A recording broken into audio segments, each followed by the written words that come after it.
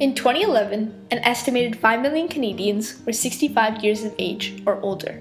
This number is expected to double in the next 25 years to reach 10.4 million seniors by 2036. It is also expected that by 2051, about 1 in 4 Canadians will be 65 years or over. This aging population is growing at a fairly exponential rate and by nature will cause significant stress on the healthcare system. Despite the growing demand for healthcare, the government has limited the supply by putting in place a $36 billion federal healthcare funding cut after the October 2015 federal election. According to the shifter and drifter rules of economics, as the demand for healthcare increases, there should be an increase in quantity supplied, thus shifting the equilibrium to the right. Yet instead, the government has chosen to limit the supply of doctors and healthcare providers by cutting the healthcare budget. Hence, there is more demand for healthcare that can be supplied, creating a shortage. This economic issue is known as scarcity, having unlimited human wants in a world of limited resources.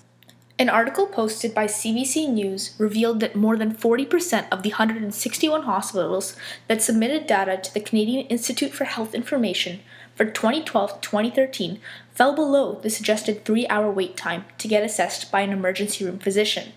This article and many similar to it raised attention to the Canadian public on the lengthy wait times and lack of doctors available in hospitals, particularly in the emergency room. As healthcare is public in Canada, it relies on funding by the government.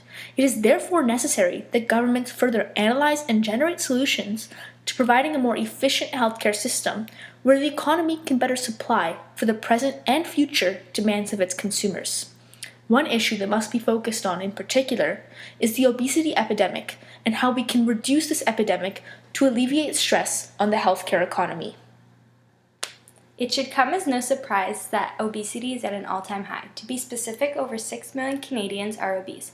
It is a common belief that increased technology, hectic lifestyles, and unhealthy eating in the 21st century will only aggravate this epidemic. In light of these forces working towards obesity, people need to consciously find new ways to remain active and limit this epidemic's magnitude. We often assume that sports education in elementary and secondary school is an effective method of promoting healthy lifestyles, and it definitely is. But perhaps there is an even more effective solution, one that includes making physical education classes mandatory throughout high school, in addition to having a stronger focus on long-term fitness. Currently, physical education is mandatory up until grade 9. The curriculum consists of an even focus between sport and health. Each sports unit is taught for roughly 6 to 8 classes, with each class ranging from 60 to 80 minutes in length. Though this is not enough time to strengthen an individual's skills, these classes allow students to remain active and engaged while learning how to be a team player and collaborate, all important skills. In addition, students in high school are very prone to increased stress levels and fatigue. Due to rigorous workloads, physical activity is known to have many mental and physical health benefits, including reduce the risk of coronary artery disease, stroke, hypertension, obesity, colon cancer, type 2 diabetes, depression, and stress. Therefore, by restructuring the education curriculum to make physical education mandatory throughout high school, our youth will not only be more active, but their chances of developing illnesses will decrease, thus reducing the stress on their healthcare system. However, making physical education mandatory throughout high school is not enough. The curriculum also needs to have a stronger focus on long-term fitness.